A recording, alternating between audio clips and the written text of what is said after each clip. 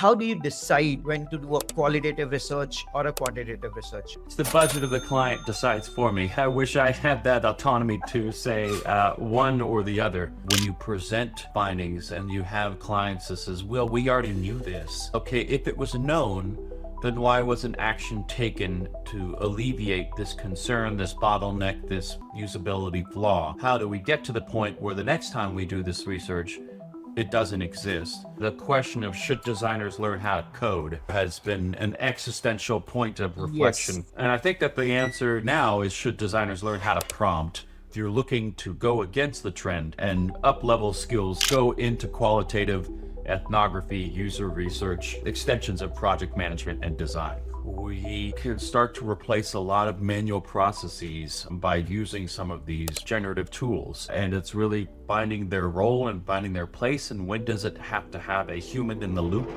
Welcome to a brand new episode of the VWO Podcast. With hours of in-depth conversations, we talk about using CRO to deliver what your users want, while also driving long-term growth for your business. Before we speak to our guest, here's a very quick overview of what we do. VWO is a leading experience optimization platform that enables you to gather in-depth user insights and build winning experiences across your website and mobile app.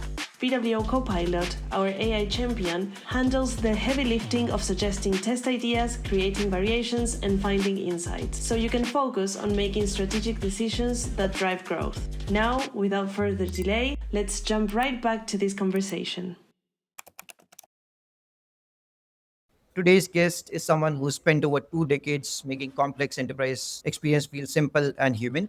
Please welcome Nick Cawthon, designer, researcher, strategist, and principal at Gauge, a consultancy he founded in 2001. Nick helps organizations design better internal tools and workflows, especially for technical teams in industries like finance, healthcare, and cybersecurity. Right? Nick also teaches design strategy in MBA program and build open source tools for researcher. I don't know how you do it all, Nick, but yeah, really glad to have you, still to have you on the podcast. Thank you so much. That intro is intimidating. I can't believe you got it all down. It is a culmination of many years. Right. 2 decades. It's long, I guess.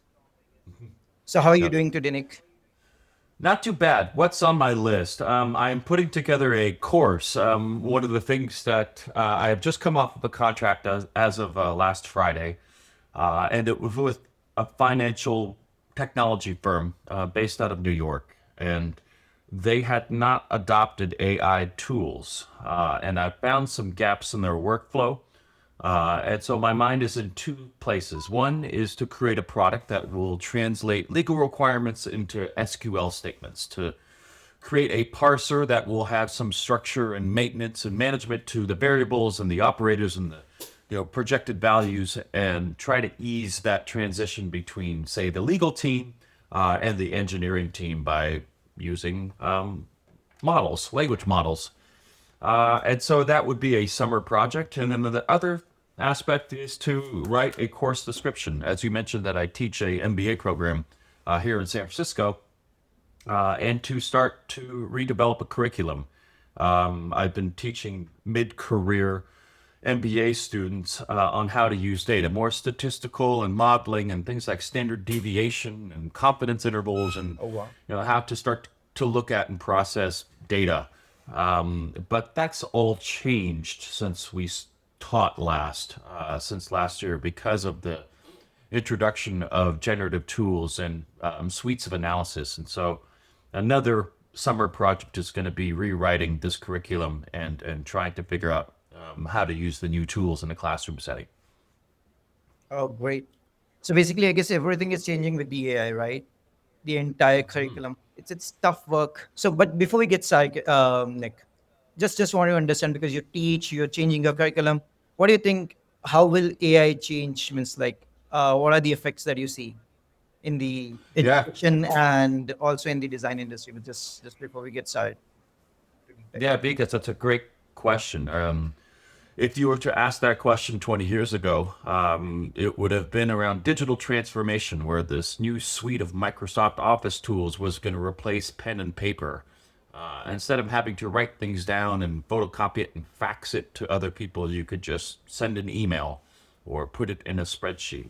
I think that that is the era that is upon us, is that we can start to replace a lot of manual processes by using some of these generative tools. And it's really finding their role and finding their place, and when does it have to have a human in the loop, and when can we have trust and confidence that the data coming in is the right. So I feel as if the next few years is going to be a second wave of a digital transformation. Yeah. And I can feel it, honestly speaking. There's a lot of change that is happening. So let's get on with it, Nick. Can you just walk us through the typical process, the design process that you follow at Gauge, or you've been following for last 20 years? How do you do your research and any strategy that you have? Yeah.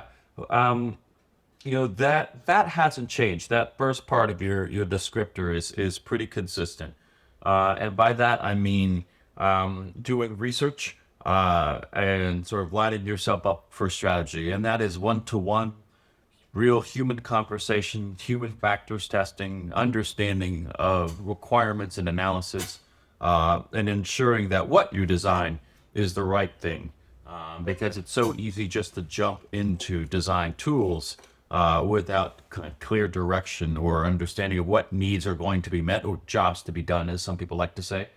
And so that is something that has little change. Now, how we process the transcripts and the unstructured qualitative data that comes out of these conversations has improved greatly. But that process of initiation and sort of generative thinking to go into requirements, both engineering and design requirements, is still very human related. So if you're looking to go against the trend and up level skills that are maybe seen as more strategic, go into qualitative ethnography, user research, that kind of extensions of project management and design. However, once there is a direction in place, it really has changed. I've now put down Figma entirely, which is something that I didn't think I'd say 6 months ago. But I don't really see a reason to do abstractions or interpretations of interfaces when you can just as easily begin to structure and lay out and coordinated interface using some of these generative tools. And that includes bringing in component libraries and system design and design pattern libraries and using those as templates. We've been so good at beginning to establish patterns, visual patterns, from a user experience and a design standpoint. And now as we're seeing that exponential effect of efficiency because these pattern libraries have been around for 5 or 10 years now. And so if your tool, your generative tool, can train itself on that model, creating interfaces can be quite easy. Right. And what do you think? Basically, you spoke about Figma and components and elements, right? As one of the part of the entire process.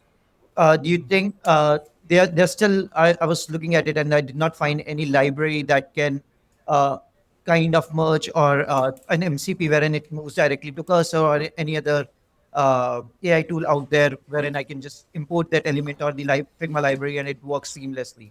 Have you figured out Yeah. something of that sort out yet at Gauge?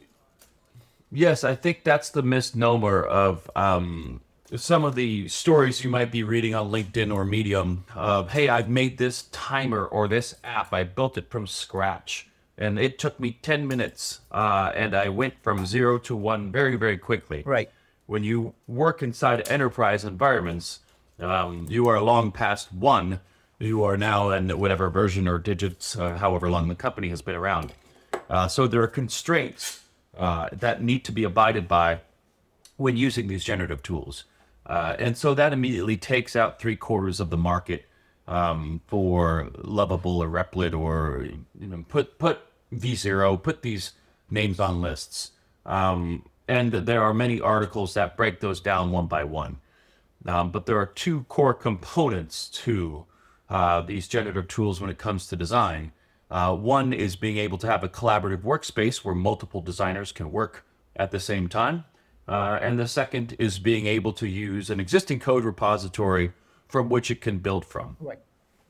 And that those are the preconditions, is that you need to make sure that you can bring in or clone a repository and establish guardrails, rules to say you do not bring in any external libraries. You do not change package.json. You only use code components. And if you need to create a different code component because of what I'm asking you, you need to stop and ask permission in order to do so. And much like you would in a design review process with an enterprise design operation team.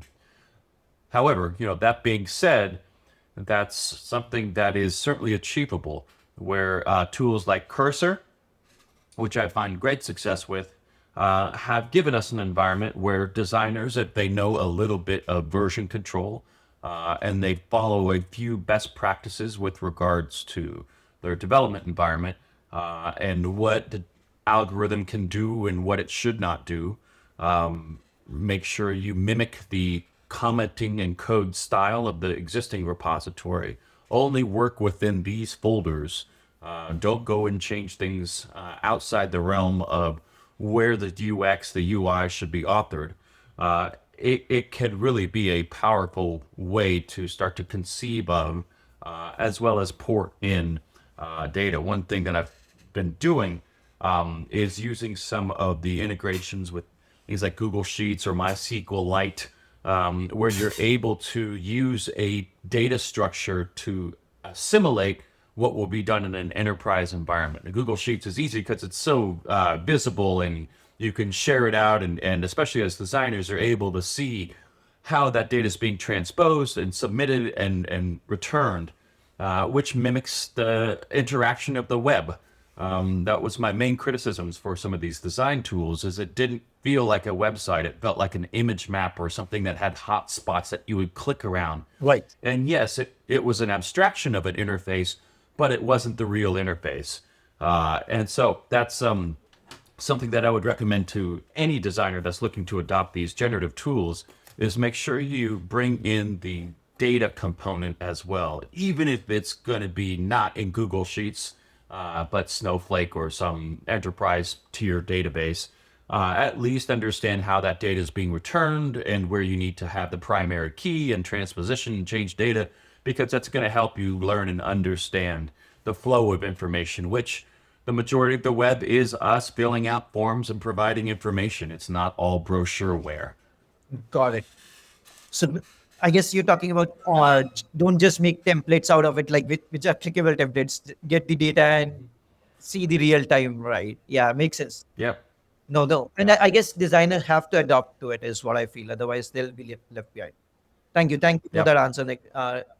So moving on, you do a lot of research, is what I know at Gauge, right? You've been doing it for past 20 years.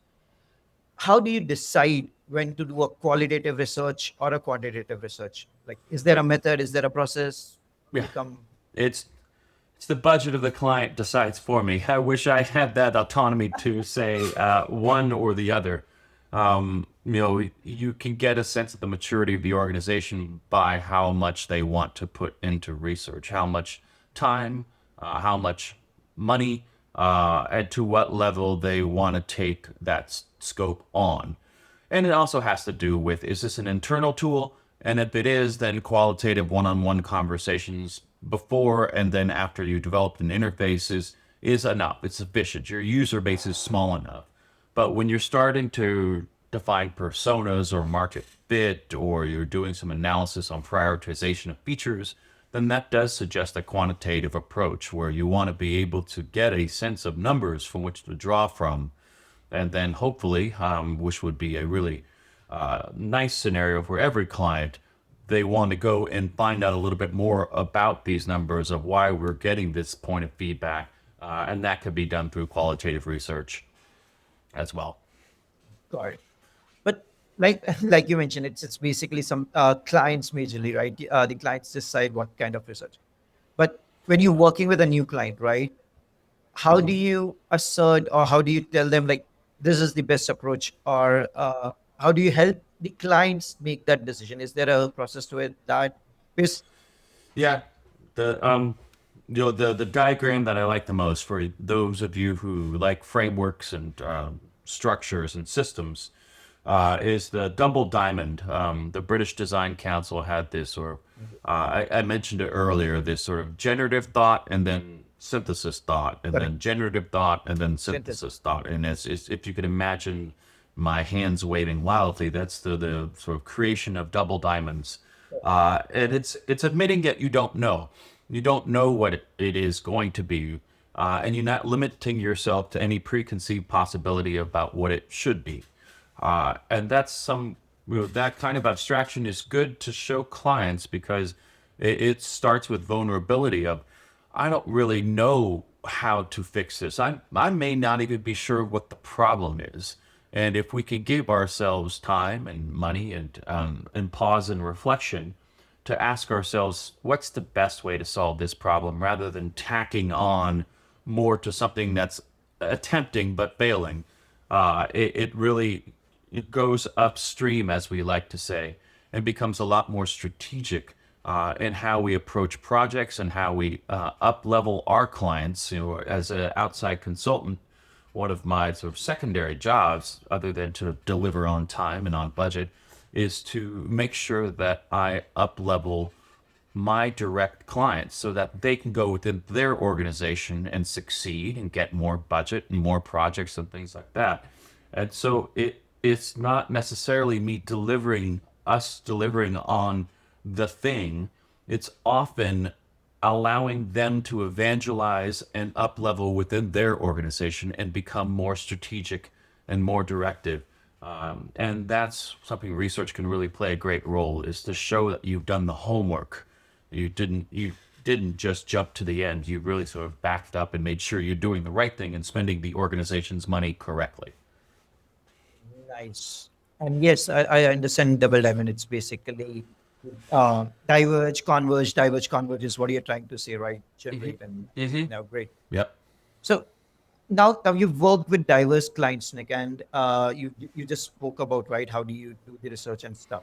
Any challenges that you've uncovered that was hurting the customer experience badly, and you improved it and it changed the course of the entire project, or it gives it improved the entire experience immensely. Small, big, Yeah. any instance, any example that you would like to share? Yeah, I'll go big, and I'll talk a little bit more about this most recent one because it's been pivotal to me. It's somebody who, again, because I'm coming in from the outside, has license and permission to do things that are disruptive or innovative that the internal team can't do. Oftentimes, I get brought in as a shadow design team, design and product team, where I'm not following under the traditional design organization. And for companies that are large enough, that can be quite freeing because you're not having to wait in line and go through an approval queue and go through the same kind of cycles that the greater enterprise teams have to do. Nor are you encumbered by the same tools. You're given license to do whatever you want, as long as you get to the deliverable. That's really the big deal. And this most recent one was with a company that hadn't adopted generative tools, and everything was being done in Figma. And I had worked with them in the past, and it was a project that took 18 months. And at the end of it, we had delivered wireframes and handed it off and said, thanks for a great engagement. Good luck in building this. I'm sure you'll do great. And when we came back for the second engagement about 18 months after that, we saw what had been developed. And the delta between what was designed and what was actually built was so vast that the legibility and the user experience and the quality of the product had suffered so greatly because there wasn't design sort of guiding it along and making compromises and sort of finding out solutions. It was just dropped. And in fairness, it was an internal tool. The prioritization may not have been there.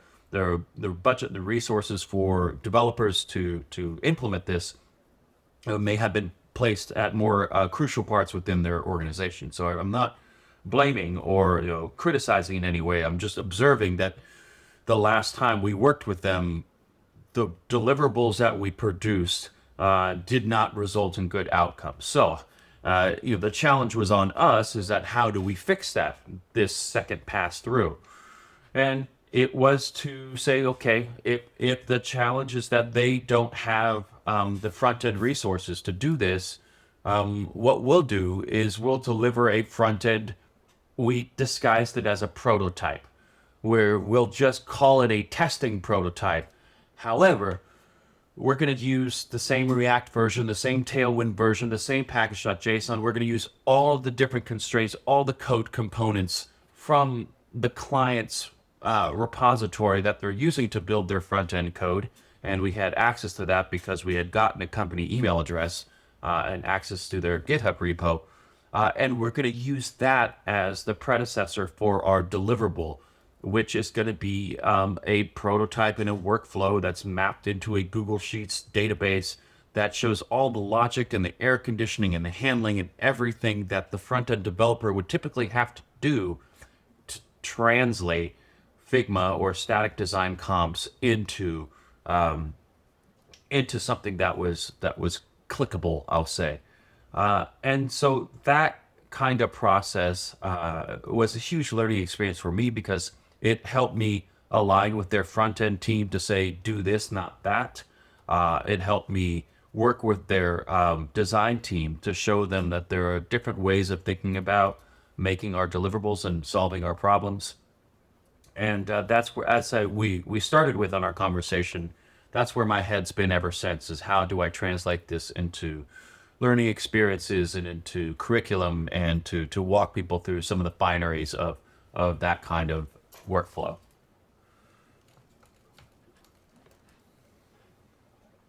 Okay.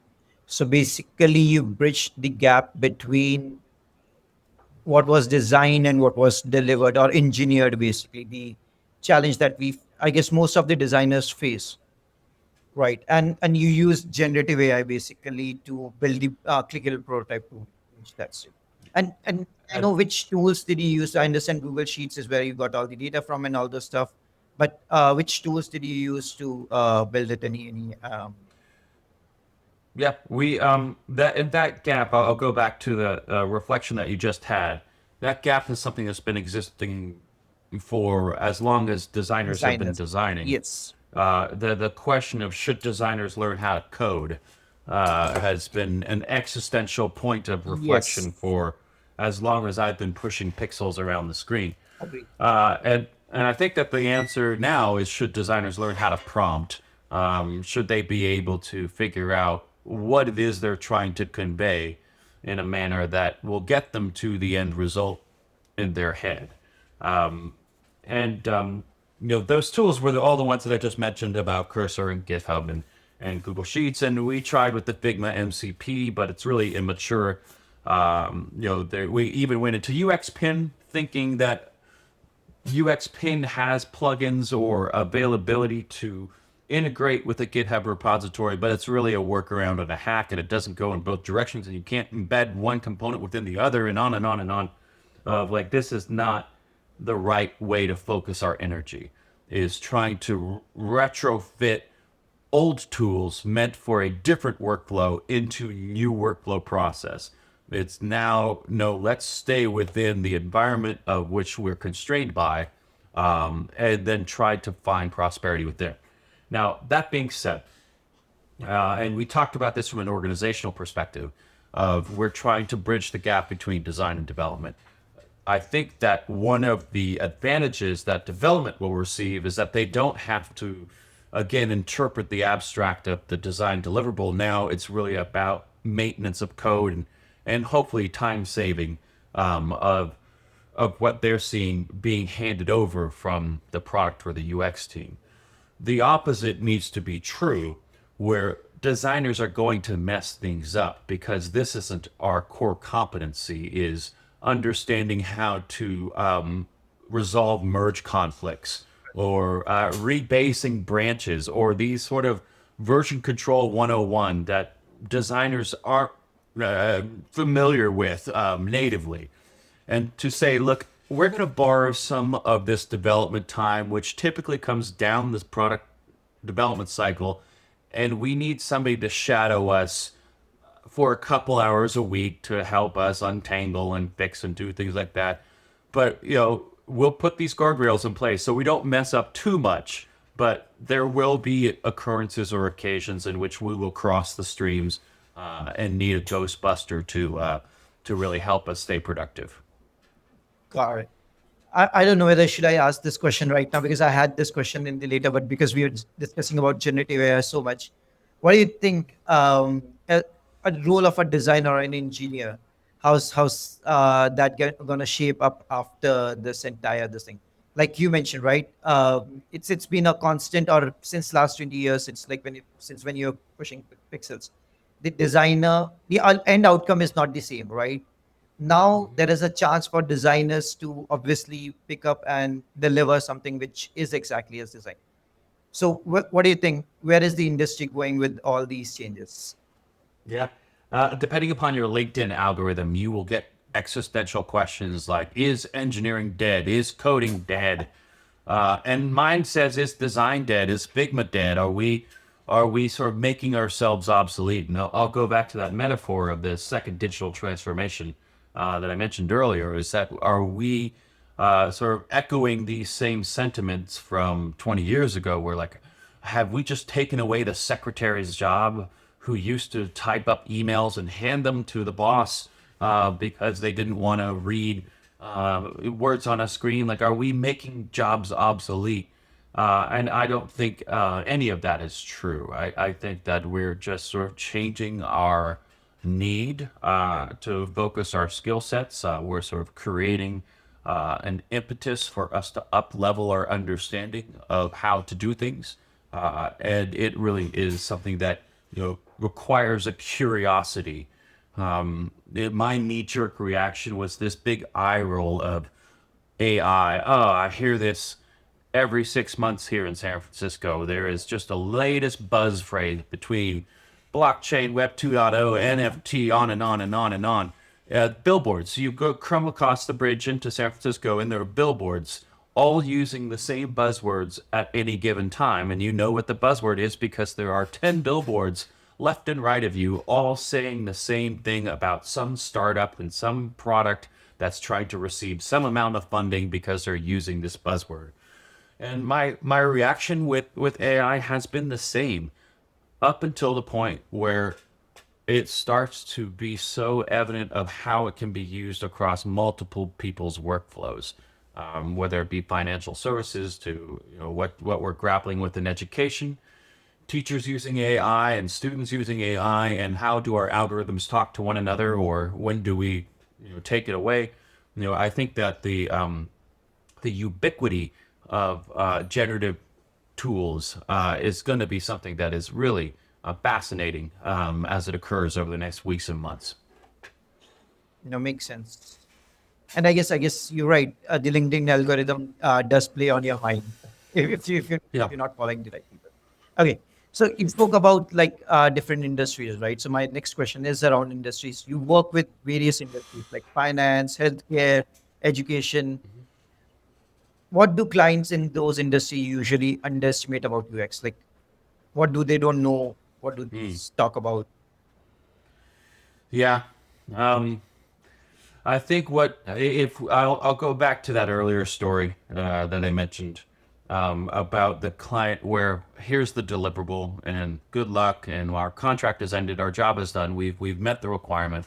I would have rather had seen a sort of a maintenance agreement where at the end of that 12 or 15 months there was just 5 hours a week of hey, checking in and give us some conflict resolution or some alternatives when we figure out that we can't get this data store here to present this table there, and give us some workarounds.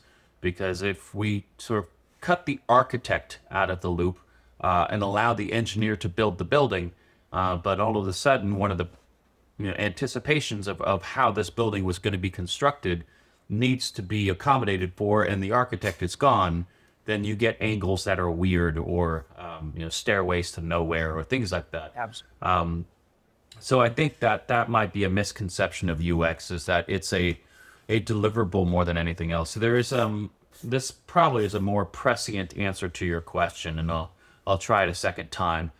Is that a lot of UX or design as a whole is really can be seen as somebody to help make decisions, where you're trying to be a neutral party between the products team and the engineering team and stakeholders and end users, and that you're, as a sort of experienced advocate, you are trying to negotiate where that compromise will be, and authoring, illustrating solutions of how you might embody that compromise. And so when you take that negotiator out of the loop, the power play becomes a lot different. So that misconception of it's a deliverable, and when the deliverable is done, they can walk away. I think it behooves companies to sort of stay with the long tail of UX consultancies. But again, I'm a third party. I'm an outside influence, and that can be hard to maintain from a contract perspective of somebody that just sticks around. No, I completely agree. I guess everyone underestimates it. Like it's just a one piece in the entire puzzle, but design is not one piece. Is what I believe. Definitely, it's like a complete. It's part of every piece in the puzzle. Is what I feel. Like you mentioned, basically, right? Someone needs to be there to negotiate what needs to be done, or what. Yeah, no, completely. Yeah, I'd say completely agree. yeah. So tell me what, Nick. Now you talked about basically we talked about the underestimation, right? Wherein people think it's just a deliverable. What are the misconception that the customers have, right? Before you start any research for them, right? And how do you kind of set early expectation on those misconception? Like, if I have to give an example, uh, if I am working on an application at VW, right, I sometimes get from the product managers, like, let's just go out and do interviews, wherein the interviews might not be required for that project at all, right? So I believe there are some misconceptions that are wrong processes that you might also be receiving from the clients, like, do this for us. How do you reset those expectations? Or Yeah, yeah, that's a tough question. Um, there, and because each scenario is different. The one you just described, it may be perfectly valid. We don't need to do interviews for something this small or this trivial. There's also this artifact of when you present findings and you have clients that says, "Well, we already knew this." And then the question becomes, okay, if it was known, then why wasn't action taken to alleviate this concern, this bottleneck, this usability flaw? How do we get to the point where the next time we do this research, it doesn't exist? And so there, again, I mentioned vulnerability earlier of when you're dealing with clients or stakeholders, and there's a desire to put them in a place of vulnerability. I do a lot of like internal process reviews where I'm talking with people within the department or within the organization, interviewing about current state, clipping together sound bites that describe the current landscape, and oftentimes critical because they're frustrated and things aren't working well. And if they were, I wouldn't be there. And so we're using this human voice or these human emotions to try to get the stakeholders to a point of vulnerability to say, this is why things are broken and how do we fix it. And so I guess it's, to have a roundabout way of answering your question, I guess that it's not necessarily about the unstructured qualitative data that you're returning. You're not doing interviews just from a transactional standpoint. You're trying to get these participants to a place of emotion. And I think emotion can drive change a lot better than just, see, 9 out of 10 said that word. Well, we already knew what that word was. It's really more the stories and the frustrations behind what that topic or that subject area was. So, very soft answer to an ambiguous question, but I hope it satisfied. no, definitely makes. And what do you think? you do a lot of interviews, and it's a bit off topic, Nick, but you do a lot of interviews or research, right? There are instances wherein one customer, just out of 10 or 20 interviews that you did, one customer said completely different thing, but it completely makes sense. How do you take that particular feedback from a? That's great. That's great. It's better when they say different things. I mean, provided you've got your recruitment structure right and you know that you're still talking to relevant users of the product or sort of those who are going through the same experience. I really think that is a really a gold mine when you combine a diversity in opinion. Because again, they're bringing different perspectives and the different goals and jobs to be done into whatever we're trying to design for, and to be able to see and accommodate differences as well as similarities. It is a wonderful scenario to take place because now you're not just serving one person, you're serving multiple people. And what better responsibility is to facilitate different use cases and scenarios around that. We're starting to go into personas and sort of archetypes of users and those that are really trying to facilitate some task through a product. And so maybe that's where you go back and say, okay, maybe we didn't think about our typical user like this. Maybe that there are these variances or these deviations from how we thought this was going to be used. That's a good thing because if it has this shared utility outside of one use case or one experience case, then that is something that sort of shows that it has universality, and I would imagine that would be a net positive. Makes sense. And just out of curiosity, how do you convince the client that, okay, you've just got one user who said this, and convince them, why should we take one user's feedbacks and change the entire thing, or change some things in the flow or whatever, the design that Yeah. you're doing? Yeah, how do you not overreact? I think is a good question. Is how do you not, if you only have the budget to talk to 5 people, how do you not overreact based upon that? And maybe that's going back into the quantitative, where you say, we just took this small sample size and we see that there's this tier or this industry or this sort of seniority level that's using our product, and this is just one small segment of our greater base. So let's always sort of look at this with a grain of salt. Sorry, that's a phrase. Let's use this. Let's look at this with a limited perspective, or let's not overreact and think that this is something that is for all users. But let's contextualize those that are saying this in proportion to the greater user base. And those are quant skills, just as well as qual. And so I think that a good researcher should always have the balance between not jumping in because of emotion, but always sort of being able to look at the data. And then the opposite's true. I've just sort of come off of a project where there's this wonderful data set and all of these sort of long-term longitudinal studies seeing multiple hundreds of participants over the course of years and what the effect has on their life.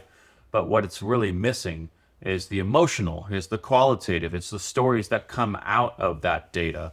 And so when you have the scenario in which you described, you have a very small sample of qualitative data.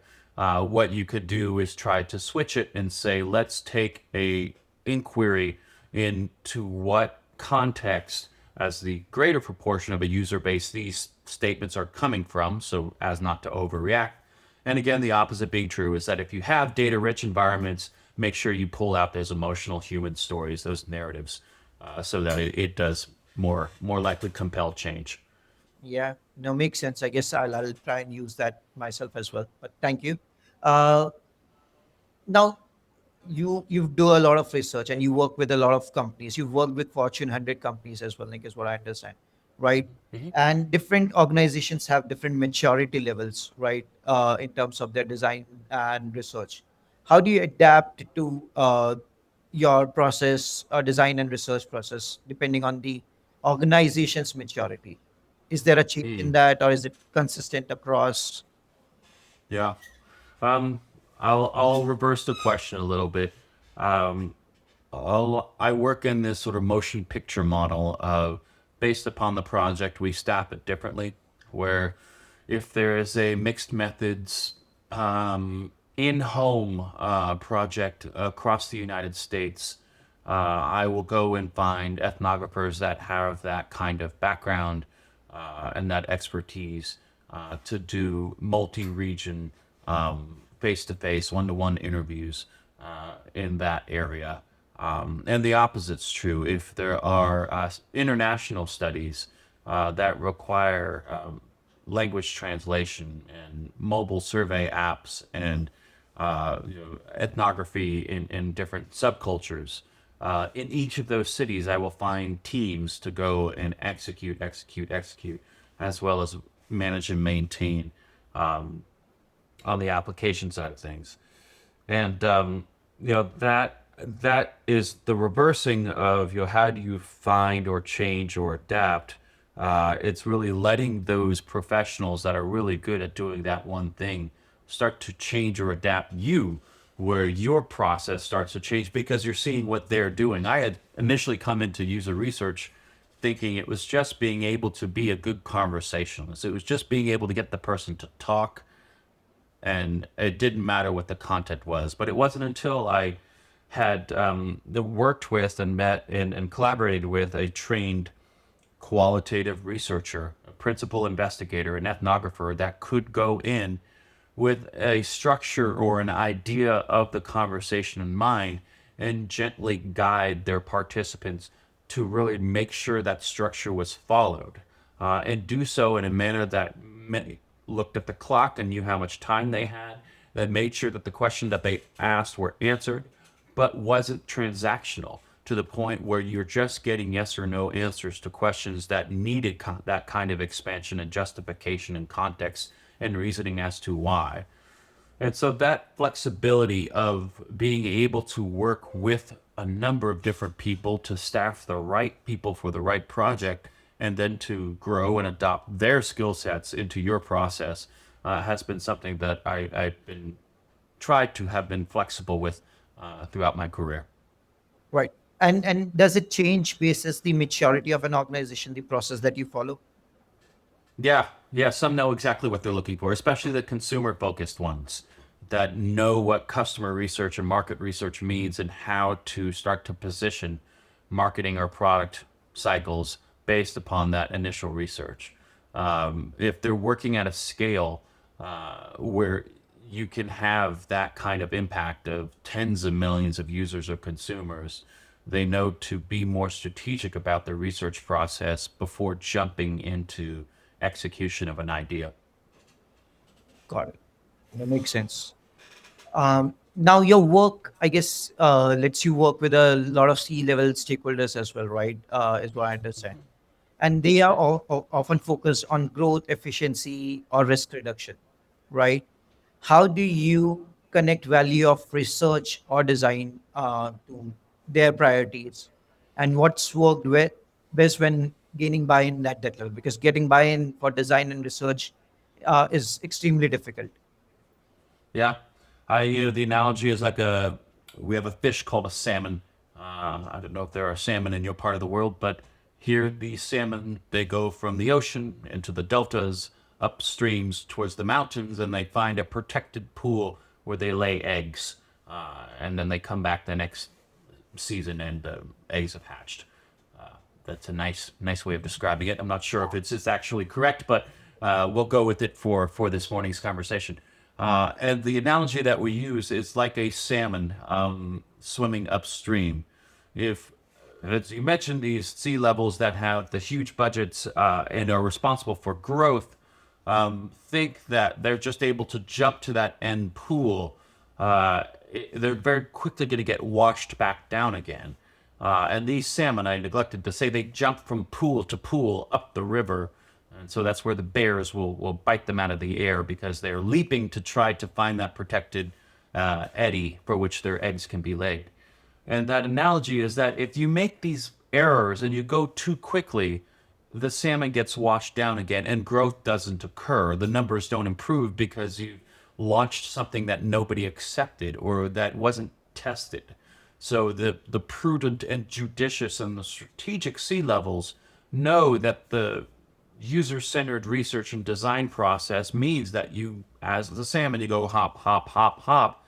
And if you skip over any of those parts, the likelihood of you getting washed down and starting over again and encumbering your growth will increase. And so it's better to do it from a more methodical perspective rather than just let's get to the end and cut to the chase and jump right into something that we don't quite know enough about. No, makes sense.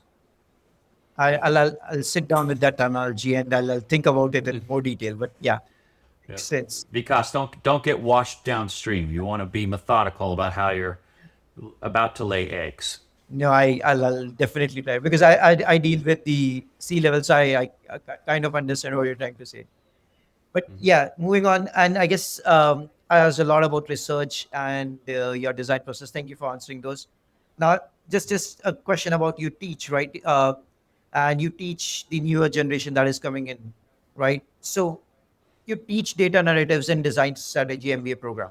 How do you teach future experts to move beyond their dashboards and tell a clear, actionable story with their data? And how Yeah. important is data storytelling, especially with the evolving role of data analytics in driving business outcomes? Yeah. I mean, you said it yourself, is that you go beyond the dashboards and get to those clear stories. And we've covered that quite a bit in our conversation already, Yes. is the importance of balancing mixed methods, qual and quant, so that you're able to pull out those anomalies, those factoids, or those outliers, and try to understand the why. There's also the notion of being able to process and analyze statistical information in a way that you know what the data is showing, kinda. You know the disbursement or the segmentation of data and can begin to work from there to create personas. As though we ran this through factor analysis and seen that there are these segments that are arising in our data. So how do we begin to use those to, as we've described, define personas and what needs does this segment have versus this segment? And so those basic core competencies of statistical analysis and how it relates into a user focused cycle is something that we've been trying to lean into to varying degrees of effect, as well as to just basic getting your hands on data. That was something I always struggled with early in my career. Is I wanted to do these cool visualizations, but I could never get my hands on real world data. And I mentor a UC Berkeley program of undergraduates, of data scientists, and that's all they want to do is just give us something to work with. And so I think what we can come up with is we'll go and launch a survey. It doesn't cost much money at all, and generate your own data sets. And let's get some participants in this, and let's try to see how we can begin to define something. Or go and let's go through some scraping algorithms. And let's scrape data and make our own data set based upon two very disparate and separate sets of data. And then from there, we can start to make assumptions on our hypothesis or our investigation and bring out the stories from there. And so that kind of just utility of not thinking subjectively might be a good way to encapsulate it. If we're designing things for the sake of making pretty pictures or pretty visualizations, we need to make sure we understand the underlying of it and the data itself. No, completely makes sense, Nick. And then, yeah, you've summed it up pretty nicely. Okay. I guess the last question, I guess, and we've spoken about it, but AI is something which I believe is difficult to leave behind. We've spoken about how designers should use AI, but what are the changes in the workflow for a designer, right? That you Mm. think will be coming in with the use of AI, right? So currently, it used to be like you used to get a PRD from the product manager, so you used to have discussions. Then you used to do wireframes and stuff like that, right? Do you see any changes in the workflow that are going to come going ahead? Yeah, talked about many of them. I think that the plugins are really immature right now to try to bridge the gap between generative tools and design tools. I think that there's going to be a need to just to dive in head first Yes. and see what kind of mistakes you're going to make. A change in the workflow would be you're not just going to hand something over in Slack and pass it over to developers and say, good luck, here it is. It's something that developers should be brought into the conversation earlier to, again, to be guides and to help us unwrite the errors of which we will most definitely write. I think as well, just as when I see product managers use generative tools to try to make bullet points and PRDs, it doesn't go very well. It may give them some lateral thinking to see or to cite use cases or scenarios they may not have thought of. But to think that that's going to be their deliverable is a generated PRD that hasn't been either edited or authored by a human being, because that's who we're designing for, are human beings, oftentimes. That's something that's not quite mature enough that it can pass muster. There's also this, I find myself within these cursor prompts actually writing what feels like a PRD. I find that talking to the algorithm in a sense of requirement for the sake of a third party, meaning the user, is a good way to start the conversation. Where we're not talking about the application, it should do this, button should do that. But we're instead talking about the user. The user would like to switch the lights on. So how would the user do that? And the application will say, oh, we'll do a button, and the button will switch the lights on. That's kind of an interesting way of looking at it, is to really have it be something that is user focused, even in its definition of not only the PRD, which is fairly commonplace, but also the generation of the chat with the algorithm that's going to suggest the application. That makes sense. Okay. Yeah, that definitely makes sense. Like, so can you just elaborate? I know I've been talking a lot, but can you just elaborate about the last sentence that you said, wherein uh, the switchboard thing, right? I just if you can elaborate a bit on that. That's on that. Sure. So, we've been trained as designers to try to define the UI. Right. And I think what is more helpful and more efficient is that instead of trying to define the UI, we define the UX. We do not say, I put a button to turn the light switch on. Got it. We speak to the algorithm in a third party to say the user will come into a room and needs to turn the light on. And then the algorithm will know, in order to meet this product requirement, what I need to do, what it needs to do, is to place a button in this place. And so you're giving it that room to interpret. And there's actually, oftentimes my points of joy and delight from using these tools is seeing things that it's come up with that I didn't think of. And to think, well, maybe that this algorithm is going to do a slider, or maybe this algorithm is going to do sort of a mouse over or something, a motion detector. Like, why do you need a switch when the room should know that there's a person in it and the light turns on? Those are some moments of joy that I'm still having on a daily basis. But in order to get there, you need to allow the room for interpretation and the algorithm the ability to play with all of those guardrails and constraints built in, so it doesn't break the repo or take over the world. No, completely makes sense. And I'm awestruck, very honestly, the way you've just structured the entire thing. You're making it more uh, open-ended, and at the same time, not putting it in a box, right? Do this for me. Rather, I want the user wants light in the room, and how do you do that, right? I guess, yeah. No, makes sense, Nick. Thank you for answering that and elaborating that. Okay. No problem. Any final thoughts, Nick, before we call it up? No, Vikas, thank you for having me. It's been a great conversation. Okay. But we'll not let you go like this. We have some rapid fire questions for you before we move on, right? Um, Okay. and please answer them as quickly as you can, I'm ready. right? Okay. So if you were to start a career in design today, what is the one thing that you would definitely do? I would understand JavaScript better. Yeah, we didn't when that came out, early 2000s. It was supposed to be this sort of castaway language. JavaScript, it was sort of a distant cousin of Java, and we weren't learning Java as designers. Believe me, I tried, but JavaScript was never ever, at least in my loose knowledge of engineering, seemed to be the language that was going to stick around and become so crucially important.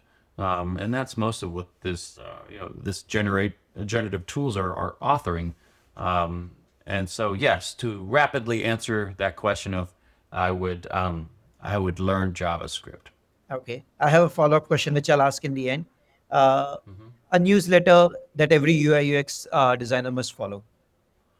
Ooh, the Merholz agenda, the Merholz, Merholz. He was one of the organizational leaders of design and its role within organizations. Peter Merholz. So find the Merholz agenda, Merholz, a okay. good newsletter that talks about where design falls within organizations. Got it. Three books that you would recommend our listeners. Mapping Experiences by Jim Kalbach. It's an O'Reilly book. I'm just looking at my bookshelf right here. Design Beyond Devices by Cheryl Platts. And Surveys That Work by Caroline Jarrett. Those last two are Rosenfeld. Those are very practitioner books. But as we talked about collecting quantitative data through surveys, as we talked about mapping experiences to try to understand the journeys and the jobs to be done. And then lastly, these sort of design patterns and these systems of which we're going to use as our palette from which to paint from. No, extremely useful. Thank you. What's your go-to travel destination? My go-to travel destination, out of the city somewhere, to try to calm things down a little bit. Anything along the coast towards the ocean is always very soothing and oftentimes cooler in the summertime. So I am fortunate enough to be on the shores of the Pacific Ocean here in California. And when I need to go to someplace out of here, it's always as west as my dry feet will allow. Got it. The next one again is AI, I guess. So one thing Mm-hmm. that AI will replace in next 2 years. Okay, let's take it 1 year, I guess. I because I believe the pace that it is moving in 1 year, 3 year. What do you think? What's going to change What's going to change? or replace? What will be replaced by AI? Yeah. Let's. Yeah. It's like travel agents. Have travel agents gone away, or are they more niche now? Because you could book everything on the internet, right? Yep. You don't need somebody to book your airline or your bus ticket or your train station. That's just click, click, click, and done. But there's still a very large industry of travel agents who know the right things. I'd like to think that we are all becoming travel agents. We may not be booking the airlines anymore for our clients, but we are letting them know that you want to, going back to your earlier question, you want to go to this destination and go to this restaurant and make sure you see these things, because it's just because you can get there doesn't mean you can experience it. And so I will give you a very metaphorical answer of maybe not replacing, but certainly making more niche our roles as designers and engineers. That's a great way to look at it, Nick. So it's majorly it's transformation rather than replacement is what I understand. Mm-hmm. Yes. Okay. If not design or UX researcher, what other profession you would have chosen? I've asked this question myself. I've been on podcasts and I've asked others, hosts, if you were, let's continue with this travel metaphor of down the coast somewhere where there wasn't technology and there wasn't these jobs, these tech jobs, and you found yourself in a small town, what would be your profession? And my answer that I like to give is that I would open a store for picture framing. For those of you who may be able to not see the video, over my shoulder is a Yeah. lithograph, and those skills of balance and color and hierarchy and proportion would become beneficial when dealing with picture framing. And so, if not UX, it would definitely be a visual medium that I could leverage those same skills. No, with the way you've been telling stories, I definitely feel you could be a great storyteller, Nick, honestly speaking. Why, thank you. One UX metric that you wish people would stop obsessing over. NPS scores, NPS scores. Okay. net performer, net, yeah, no, NPS 0 to 10. Can't, Yeah, can't not agree great. more. Can't agree more. A dream or a goal you want to achieve in the next 3 years. Dream or goal in the next 3 years? I want to author an online course. I want to do not just in-person courses here, which is odd because in COVID, all I wanted to do was get back to in-person courses. And now that we're past COVID, I want to be able to sort of standardize and templatize my versions of in-person courses. So the tables have turned because Okay. And then why is that? And just out of curiosity. it goes back to your question about retraining, where I think that design teams, especially design leaders, are under threat because now all of a sudden or soon they will find their design and maybe engineering as well. Resources get called into question, budget and staffing. And because of that, they'll need to be able to adopt these new tools and these new workflows, but who's going to teach them? And so, as we focus on enterprise environments and design teams, I think somebody needs to come in and say, hey, here's how you go from a requirement into code that can be integrated to whichever code stack or tech stack that you might have at your company. So that's a goal, is to be able to retrain. Got it. No, makes sense. Okay. I am done with all my questions, but as I mentioned after I asked my first question, and you talked about JSON. So there's Sure. always a buzz in the industry about full stack designers or developers, right? If What you think, because you talked about JSON and you talked about code so much, I just want to understand what is your take on a full stack designer or a full stack developer? Should a designer learn coding or not? Yeah, we use that metaphor of architect as like, should an architect understand building materials? And I believe that if you go to a school of architecture, your first year at university, you will have to understand the tensile strength of concrete versus, I don't know what the equivalent to concrete, let's say silicone. That you need to understand the constraints of which you're designing in. And it's too easy to say, well, they're just pixels of light on the screen. And, if I can put that button there, that's all that's needed. And that, I think, is a misnomer. I go back to curiosity a lot. Is the curiosity of these frameworks that engineers use, the curiosity of the implications of going to and from database calls or the routing of API queries. Those aren't things that designers typically learn or care about when they're at their practitioner schools or taking their courses. But it certainly makes them better designers to know that they can work within a context of development. So, yeah, absolutely. There are some designers that leave that to other people. Creative directors that could say, hey, here's a vibe I'm going for, and can you make it real or realer for me? But the more that you know and understand the context of what you're designing for or developing for, that the better off your deliverable will be. No, makes sense. So basically, knowing what are you designing and developing for? At least the basics of it is what I understand is what you're trying to say. That makes Yes, sir. sense. Yep. Thank you, Nick. Thank you for answering all my questions patiently. We're right on Thank time. you.